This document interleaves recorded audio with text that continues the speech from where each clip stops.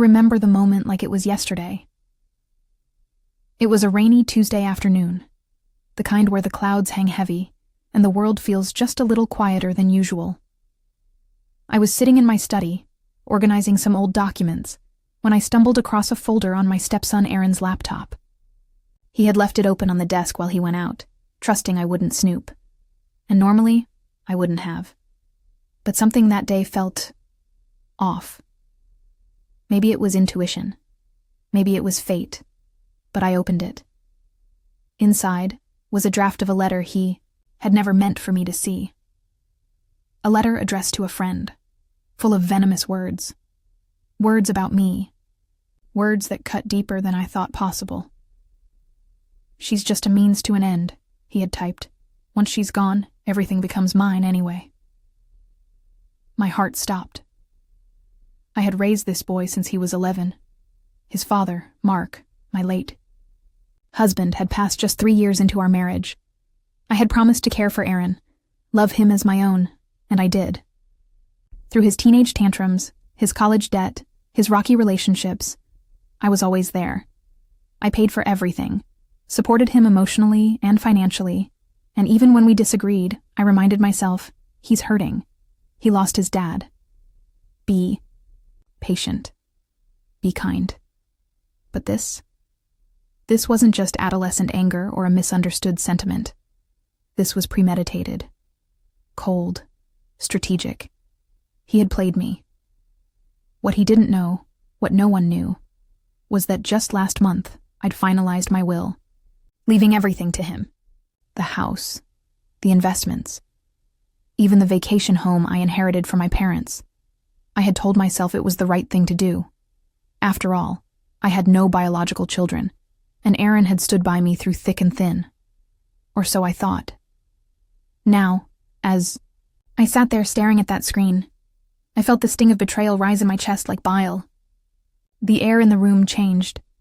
It wasn't grief I felt. Not at first. It was rage. I felt like a fool. How many years had I sacrificed my own needs so he could thrive? How many times had I bailed him out, encouraged him, stood between him and the consequences he deserved? I had believed in him, loved him, and he saw me as nothing but an obstacle, an inconvenient detour on his road to inheritance. In that moment, everything inside me changed. I wasn't going to confront him, not yet. No, I wanted to know just how deep this went. Was it just a moment of cruelty, or was he truly waiting for me to die so he could cash in? I was about to find out. But one thing was certain. I had handed over my life's work to someone who thought of me as a disposable ATM, a stepping stone to wealth. That realization didn't just break my heart. It lit a fire in me. I wasn't going to sit quietly and let him smile in my face while he plotted behind my back. If he thought I was too old, too soft, too trusting, he was about to learn just how wrong he was. Because from that moment forward, I wasn't the woman who gave everything. I was the woman who was going to take it all back.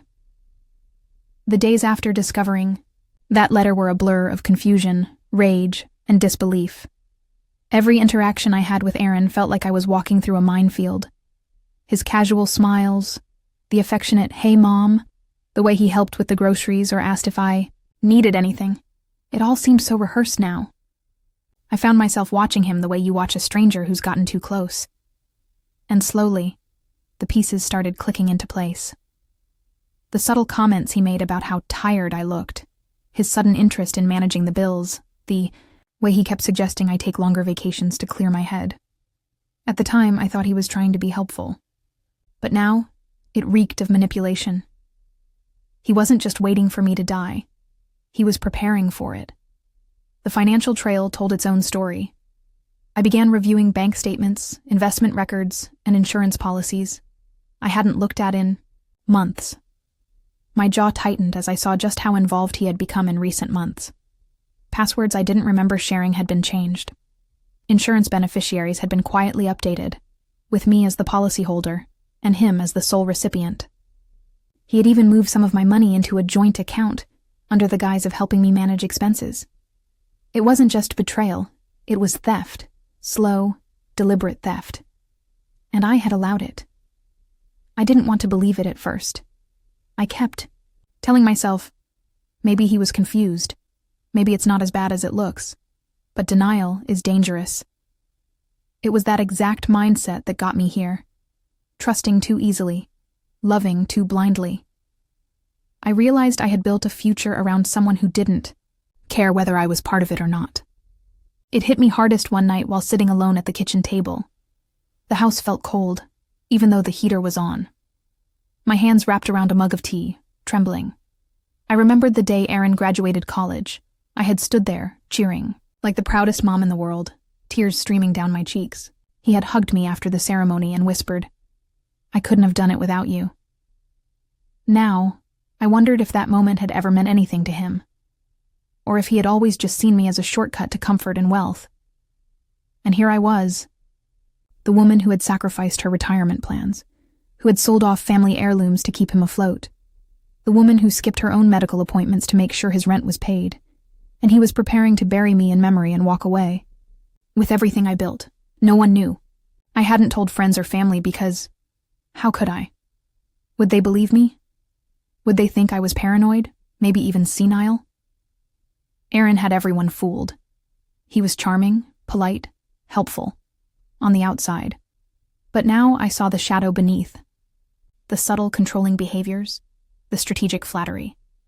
He had carefully constructed a persona, not just for me, but for everyone around us. And I had been the perfect mark. But I wasn't going to be anymore. The betrayal didn't just hurt. It shook the foundation of my life. Everything I believed in, every ounce of trust I had poured into him, was shattered. And more than that, it left me vulnerable. If I died tomorrow, he'd inherit it all. If I got sick, he'd be in charge of my care, my future, my safety, my dignity. They were all in the hands of someone who wished me gone. That realization was more terrifying than anything. I couldn't let it stand. It wasn't just about hurt feelings anymore. It was about survival. It was about justice. And if Aaron thought he could get away with playing me, he was about to find out that I wasn't nearly as naive as he thought. At first, I thought the betrayal was personal.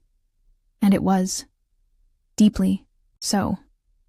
But as I sat with the weight of it, I realized this wasn't just about my broken heart or bruised pride. It was about something bigger. This was about my future, my legacy, and the life I had spent decades building, being stolen right out from under me. Aaron wasn't just ungrateful. He was dangerous. I had spent my entire adult life making careful choices. I worked long hours, skipped vacations, lived below my means. Not because I was stingy, but because I believed in building something lasting. I wanted to retire without being a burden on anyone. I wanted to leave behind something meaningful. And I had thought that Aaron, in all his messiness and flaws, was someone I could trust to carry that forward. But he didn't see my life's work as something to protect. He saw it as a prize to collect. The more I thought about it, the more it terrified me. What if something happened to me tomorrow? A car accident, a stroke, anything. He was already in control of my finances. He'd make the medical decisions. He'd inherit the house, the money, the assets. No one would question it. Everyone would see a grieving stepson doing his best. And the worst part? I had handed him that power. That thought kept me awake at night. I found myself locking my bedroom door, something I'd never done in my own home. I started feeling paranoid, checking expiration dates on my medications, hesitating before drinking a glass of water I didn't pour myself. Was I being dramatic? Maybe. But when someone shows you that your life is worth more to them dead than alive, you start seeing the world differently. It wasn't just about money. It was about control. Aaron had subtly positioned himself as my caretaker. He played the long game, slowly isolating me, managing my appointments, taking over errands, telling my friends I needed rest, that I was slowing down. And I had let him, out of gratitude, out of love, out of blind, stupid trust. He was rewriting the narrative, and I was becoming the helpless old woman in his story. But I wasn't helpless. Not yet. And I wasn't going to let that happen. I thought about what Mark, Aaron's father, would say if he could see this. He loved his son deeply, but he also believed in consequences. Mark had been a man of principle, and he'd trusted me to take care of Aaron if anything ever happened to him. I did more than that. I gave Aaron the world, and now he was gambling my life against his inheritance. I started to see the real cost of this betrayal. It wasn't just financial. It was emotional, psychological. It made me question everything. My judgment, my worth, my past decisions. It made me feel small, stupid, discarded. But I wasn't going to stay in that place. This mattered because it wasn't just about revenge. It was about reclaiming my autonomy. It was about showing Aaron and myself that I was still in control, that I wasn't going to be erased quietly from my own story. And beyond that, I knew I wasn't the only one this had ever happened to. How many people, especially older women, get manipulated by those they love most? How many hand over power, money, and trust only to be betrayed when they're most vulnerable? I had heard stories. I had pitied those people. Now, I was one of them. But I wouldn't be a victim. I wouldn't be a cautionary tale. If Aaron wanted a war, he was going to get one. And I'd make sure that every step he took toward my throne became a step toward his downfall. He might have underestimated me, but that would be his biggest mistake. I didn't cry. I didn't scream. I didn't confront Aaron. Not yet. I planned. If there's one thing life teaches you after 50, it's the power of patience. You learn not to react in the moment, not to give people the satisfaction of seeing you unravel. Aaron thought he had the upper hand because he assumed I was too soft, too sentimental, too old to fight back. He didn't realize I had been surviving long before he even knew how to spell his own name. I started by quietly pulling back control. The joint account he'd convinced me to create. I went to the bank the next morning and had my name removed, after transferring every last cent back to an account only I could access. I told the banker I'd suspected fraud, and thankfully they flagged the account for monitoring. Next was the will. I contacted my lawyer, Marissa, a sharp woman with a zero-tolerance policy for manipulation. We had worked together for years. She had helped me sort out Mark's estate after he died. I told her everything. I didn't sugarcoat it. She didn't blink. "We're going to fix this," she said. We rewrote the will. This time Aaron got nothing. Every asset was either placed in a trust for charity or designated for people I actually trusted. My niece, my best friend Elaine, and the local community center I'd supported for over a decade. We also added a clause. If anything were to happen to me under suspicious circumstances, an automatic investigation would be triggered before a single dollar was released to anyone. I smiled as I signed the papers. But I wasn't done yet. I needed proof. Concrete, undeniable proof of what Aaron really thought about me. Proof that couldn't be explained away as a joke or taken out of context. That meant surveillance.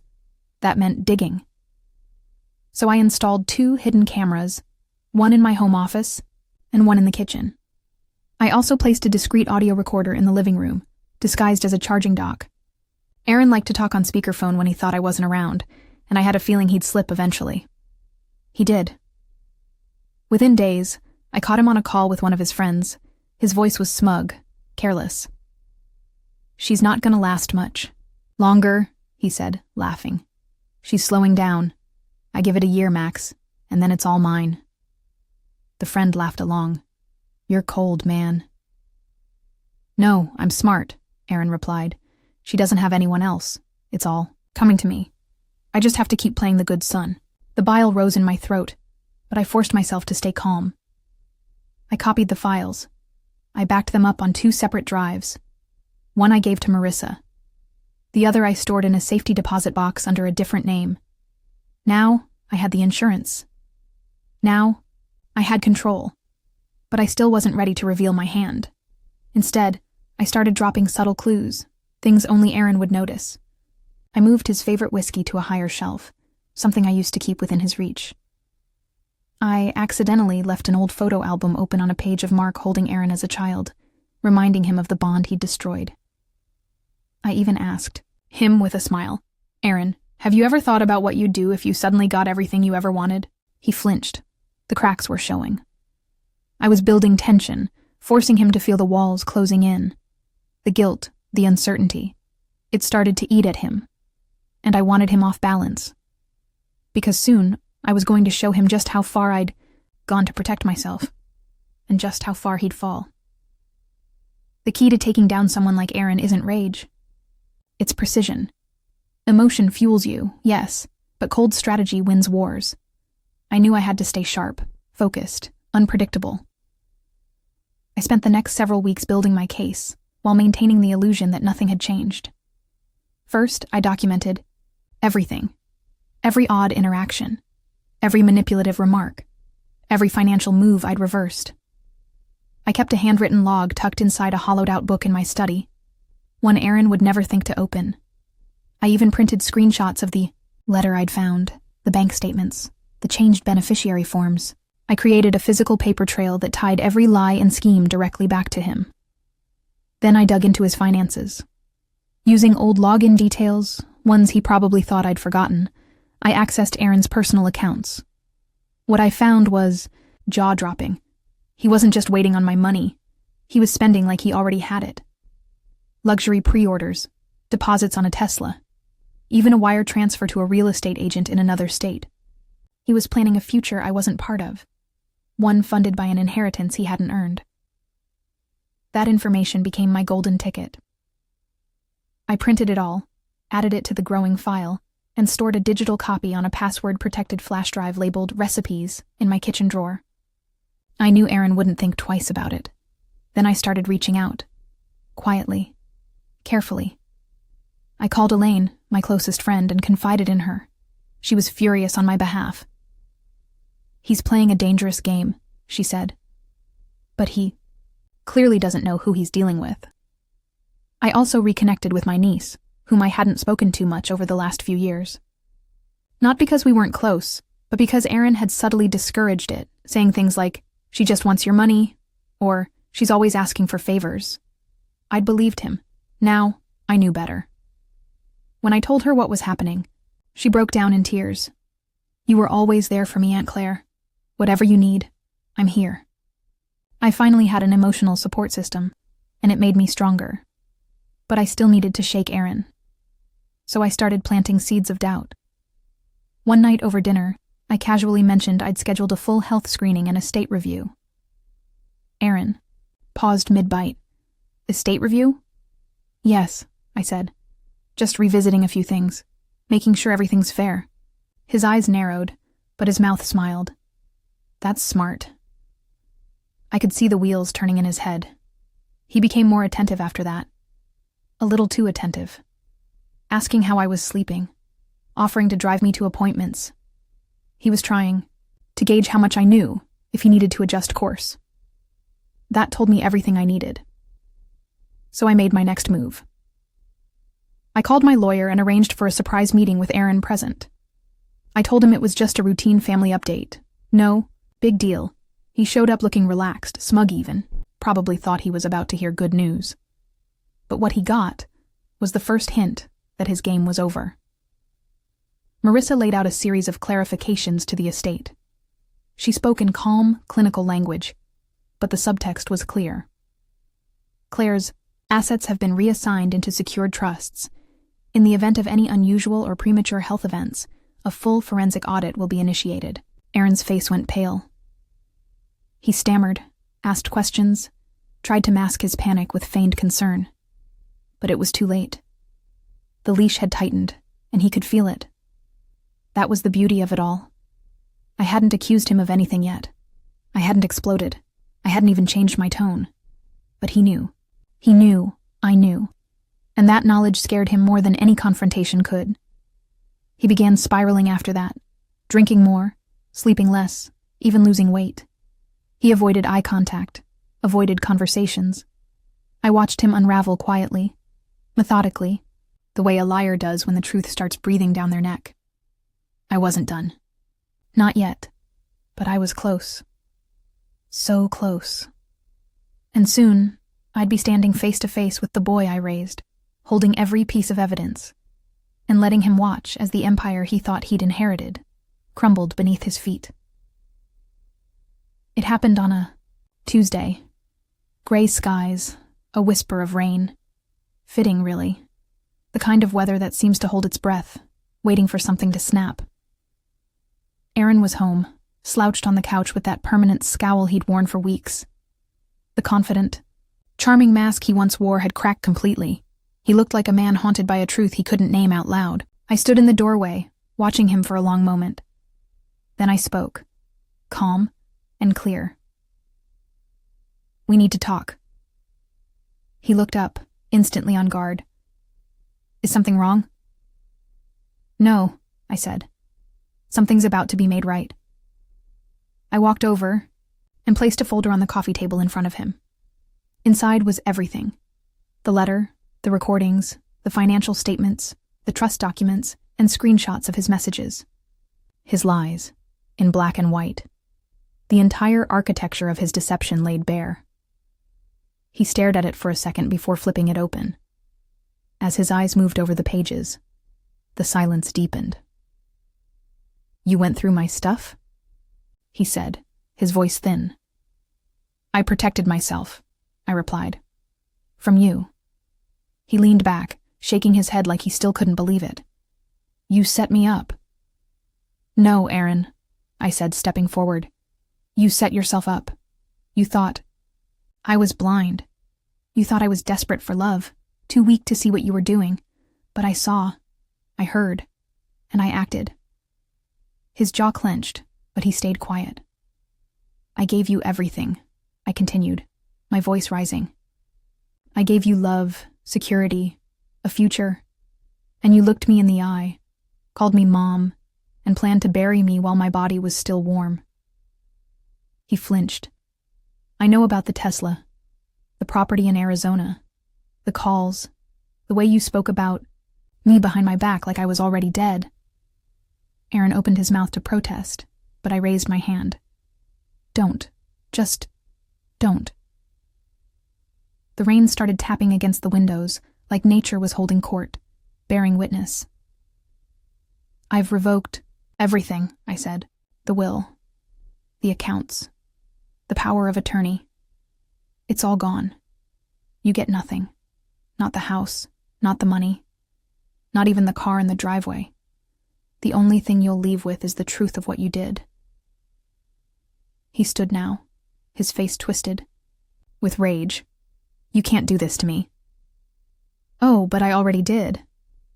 He stepped toward me, but I didn't move. I looked him dead in the eyes, unflinching.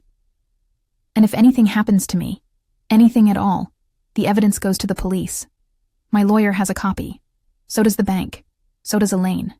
Try anything stupid, and it won't just be a loss of inheritance. You'll be facing charges." Aaron's bravado evaporated. He didn't speak. He just stared, like a man watching the walls close in. "You may have thought you were playing chess," I said. "But you were playing checkers. And I was 10 moves ahead." He sat down again, this time slower, defeated. He put his head in his hands and whispered, "You were supposed to be family." "I was," I said softly, "until you made yourself the enemy."